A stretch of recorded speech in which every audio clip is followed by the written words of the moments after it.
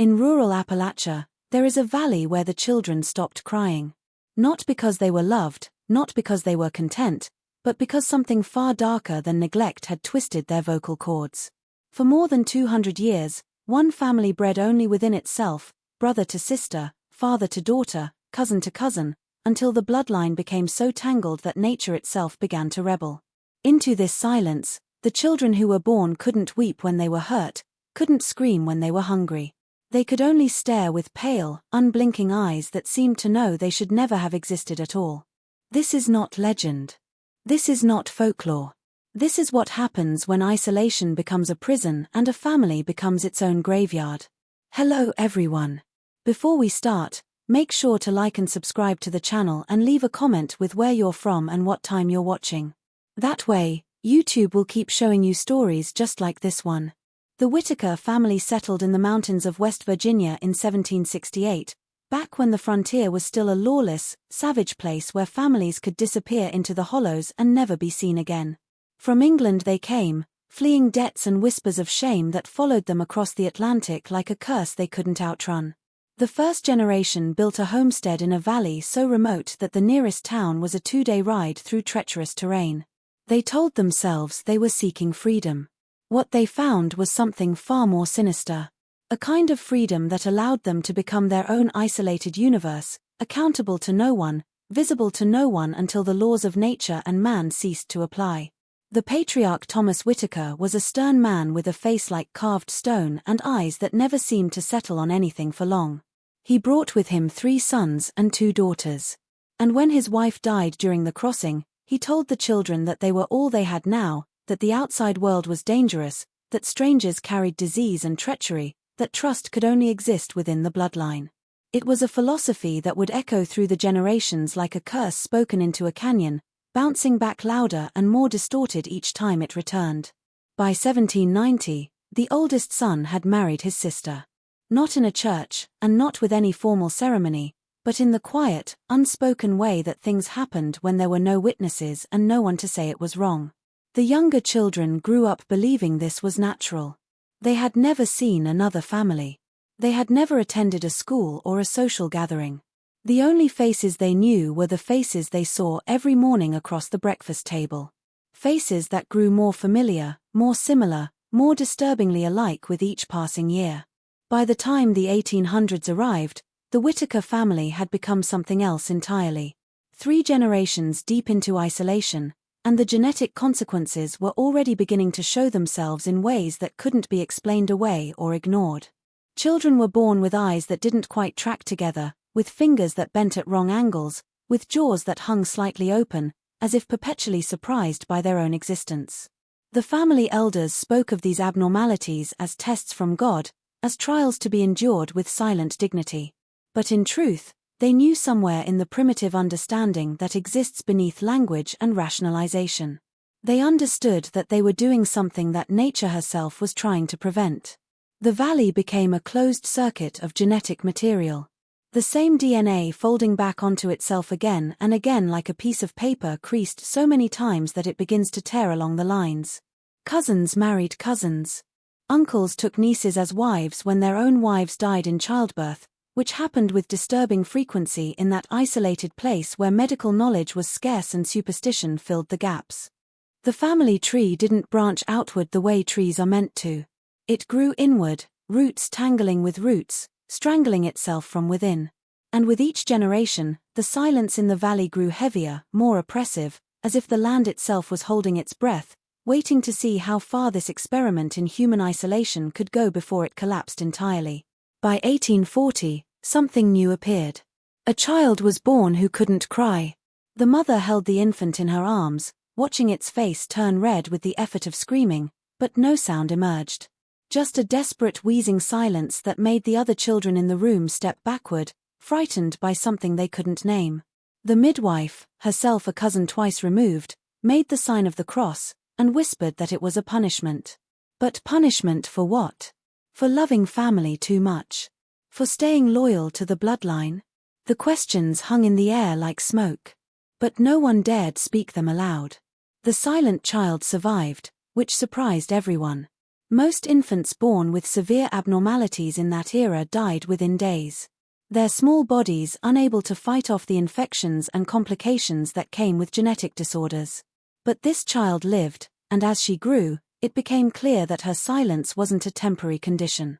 She would never speak, never laugh, never cry out in pain when she fell or burned herself on the cooking fire. She moved through the world like a ghost, and the family learned to read her needs in the desperate gestures of her hands and the haunted expression that never left her pale, too wide eyes. The silent children became more common as the decades wore on. By 1870, nearly 1 in every 3 births produced a child who couldn't vocalize properly. Some were completely mute. Others could only produce guttural animal-like sounds that barely resembled human speech. The family began to see this as normal. The way people adapt to any horror if they're exposed to it long enough. They developed a crude sign language, a series of gestures and facial expressions that allowed the silent ones to communicate basic needs. But there was something profoundly disturbing about watching a child try to scream in terror and produce nothing but a hollow wheeze, watching their small chest heave with the effort of making a sound that would never come. The outside world had largely forgotten about the Whitakers. Occasionally, a traveling preacher or a lost hunter would stumble into their valley and leave with stories that sounded too bizarre to be believed. They spoke of a family where everyone looked eerily similar, where pale-eyed children watched from windows with expressions too knowing for their years, where the adults moved with a shuffling, uncertain gait that suggested bodies not quite built correctly. But these stories were dismissed as mountain folklore, the kind of exaggerated tales that people told around fires to frighten each other. No one investigated. No one intervened. The Whitakers remained hidden in their valley like a secret too shameful to acknowledge. By the turn of the 20th century, the genetic damage had accelerated beyond anything the family could have imagined. Children were born with skulls that were too soft, that remained pliable well into childhood, denting slightly when pressed. Some had teeth that grew in twisted spirals, overlapping each other in mouths too small to contain them. Others had limbs of unequal length, forcing them to walk with a lurching crab-like motion that made them objects of pity and revulsion even within their own family. And still the marriages continued within the bloodline because what choice did they have? The outside world was foreign and frightening. The valley was all they knew. The medical community, such as it existed in rural Appalachia at the time, had no framework for understanding what was happening to the Whitaker family. Genetics as a formal science was still in its infancy. Mendel's work with pea plants was only just beginning to be understood and applied to human heredity. The doctors who occasionally encountered Whitaker family members on rare trips to distant towns simply noted their abnormalities and moved on, attributing the conditions to bad luck or divine displeasure. No one connected the physical deformities to the family's breeding practices. Or if they did, they kept their suspicions to themselves, understanding that some truths were too uncomfortable to speak aloud in polite society. The 1920s brought the first real documentation of what was happening in that forgotten valley. A young social worker named Margaret Friss, fresh from her training in Charleston, was assigned to conduct a rural census in the most remote parts of West Virginia. Her supervisor warned her about the Whitaker family before she made the journey, told her not to be alarmed by what she might see, but nothing could have prepared her for what she encountered when she finally reached their homestead on a grey October morning in 1923. She found 14 people living in conditions that barely qualified as human habitation. The house was more of a collection of rotting boards held together by habit and desperation than an actual structure. But it wasn't the poverty that struck. Her poverty was common in those mountains, expected even. It was the people themselves. Margaret's official report, which still exists in the West Virginia State Archives, describes children with facial features so similar they appeared to be variations of the same face, printed slightly differently each time. She wrote about adults who couldn't answer simple questions about their ages or relationships to one another, who seemed confused by the concept of a family tree that extended beyond the valley. And she wrote about the silence, the unnatural, oppressive silence that hung over the property like a physical presence. 3 of the children she encountered that day couldn't speak at all. 2 others could only produce sounds she described as primitive vocalizations, more animal than human in quality. The oldest woman in the family, who claimed to be 60 but looked 80, explained through broken sentences and hand gestures that this was normal, that it had always been this way, that the Lord had made them special. Margaret asked about the children's fathers. The old woman smiled, revealing a mouth with only 4 remaining teeth, and said simply, "We keep it in the family, safer that way." The casual nature of this admission, the complete absence of shame or awareness that anything was wrong, haunted Margaret for the rest of her life. She filed her report with recommendations for immediate intervention, medical examinations, educational programs, possible relocation of the children to environments where they could receive proper care. Her supervisor read the report, placed it in a filing cabinet, and told her to focus on families that could actually be helped. The implication was clear. The Whitakers were too far gone, too damaged, too expensive to save. It was easier to leave them in their valley, to let them continue their slow genetic collapse away from public view, where their existence wouldn't force uncomfortable questions about how such a situation could persist for over 150 years without anyone doing anything to stop it. The Great Depression should have destroyed the Whitaker family. It destroyed nearly everyone else in those mountains, drove farmers from their land, shuttered mines, turned entire towns into ghost settlements where starving families waited for help that never came. But the Whitakers survived partly because they had so little to lose in the first place, and partly because their isolation had made them experts in a kind of subsistence living that bordered on prehistoric. They hunted with traps made from salvaged wire. They grew stunted vegetables in soil so depleted it could barely support weeds. They survived, but survival came at an even steeper cost than before. During the 1930s, the family reached what modern geneticists would call a critical threshold, a point where the gene pool had become so restricted that harmful recessive traits appeared in nearly every birth. Children emerged from the womb with conditions that had no names.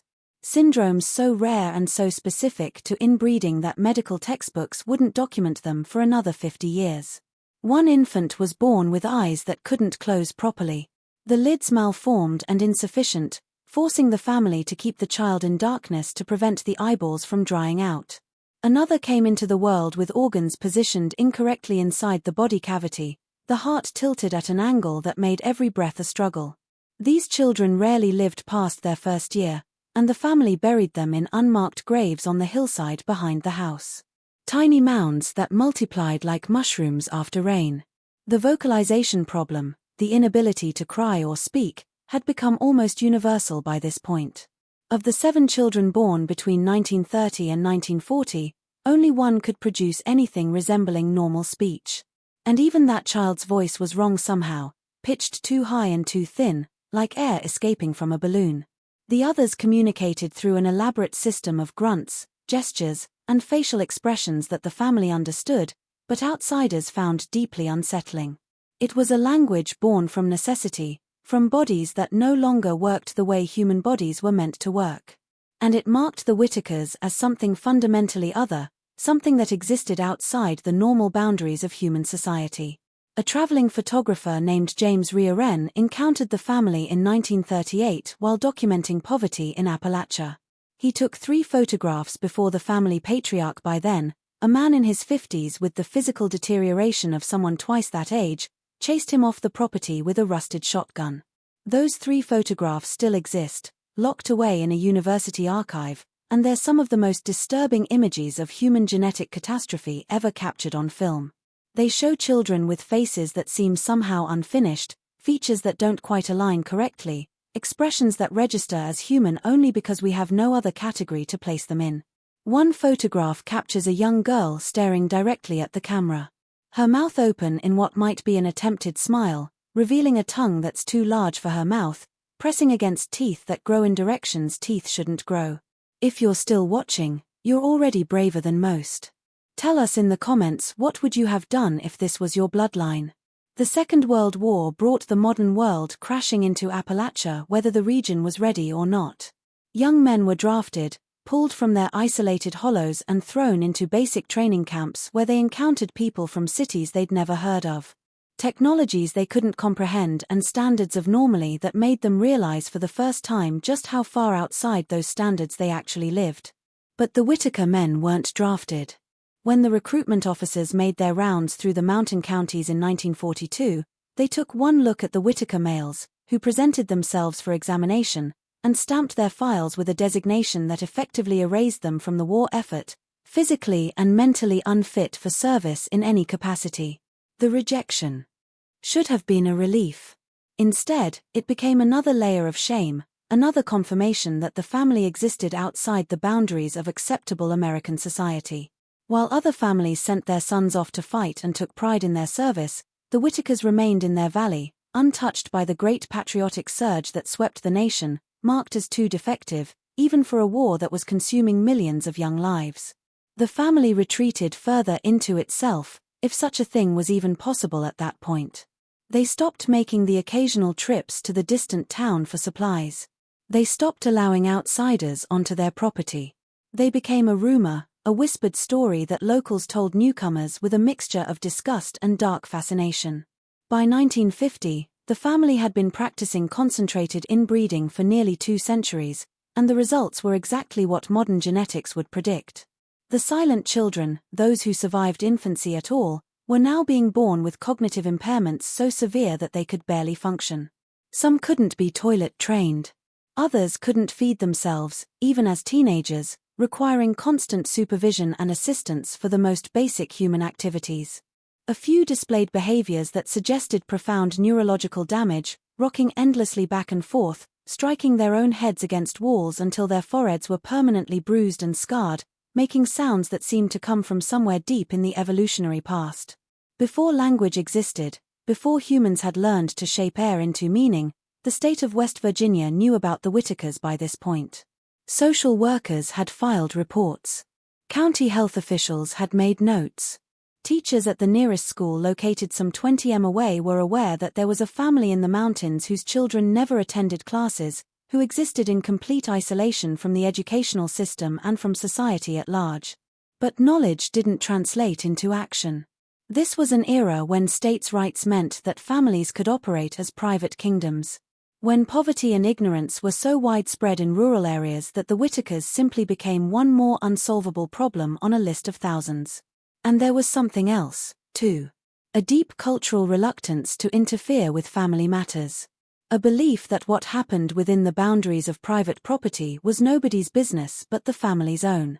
Even when what was happening constituted a slow-motion genetic catastrophe that was producing human beings who barely qualified as functional. The Whitaker family exists today, not as a historical curiosity, not as a closed chapter in some forgotten archive, but as living, breathing people still occupying that same valley in West Virginia where their ancestors first settled over 250 years ago in the 21st century. With all our genetic knowledge and social services and mandatory education laws, the Whitakers remain a testament to how thoroughly a family can fall through every crack in the system. How completely society can choose to look away from something too uncomfortable to acknowledge. Modern documentarians have visited the family in recent years, producing videos that circulate online with millions of views and thousands of comments expressing shock, horror, pity, and morbid fascination. The current generation of Whitakers includes adults who cannot speak coherent sentences, who communicate through grunts and gestures that their caregivers have learned to interpret. Some can barely walk. Others have cognitive abilities that testing suggests are equivalent to young children trapped in adult bodies that have been ravaged by generations of genetic collapse. They live in poverty that would have been familiar to their ancestors in the 1700s. No running water, no electricity in parts of the property, surviving on government assistance, and the occasional charity of neighbors who leave supplies at the edge of the property line, unwilling to venture closer. The youngest members of the family, and yes, there are still children being born, continue to display the same horrifying patterns. Some emerge from the womb silent, their vocal cords malformed or absent, their cries locked inside bodies that were never built correctly in the first place. Others show the physical markers of severe inbreeding. Skulls that are too small, eyes that don't track properly, limbs that don't develop symmetrically. Medical professionals who have examined family members describe conditions they've never encountered in textbooks. Genetic combinations so rare and so specific to this particular bloodline that they represent unique medical phenomena. The Whitakers have become in the most tragic sense possible a living laboratory of what happens when human breeding practices violate every principle of genetic diversity. There are those who argue the family should be forcibly separated, the children removed and placed in care facilities where they might receive proper medical attention and education. Others contend that the Whitakers have the right to live as they choose, that interfering with their lifestyle, no matter how damaging, represents an overreach of government authority. The debate continues in academic circles and social work conferences. But in the valley itself, nothing changes. The family persists in its isolation, cut off from the world, not just by geography now, but by centuries of genetic damage that have left them fundamentally incompatible with modern society. What haunts anyone who studies the Whitaker case isn't just the physical deterioration, the silent children, and the cognitive impairments, and the bodies that barely function. It's the question that hangs over the entire 250-year saga like a ghost that won't be exorcised. How did this happen? How did a family breed itself into genetic oblivion for over 2 centuries while the rest of the world simply watched, documented, filed reports, and did nothing?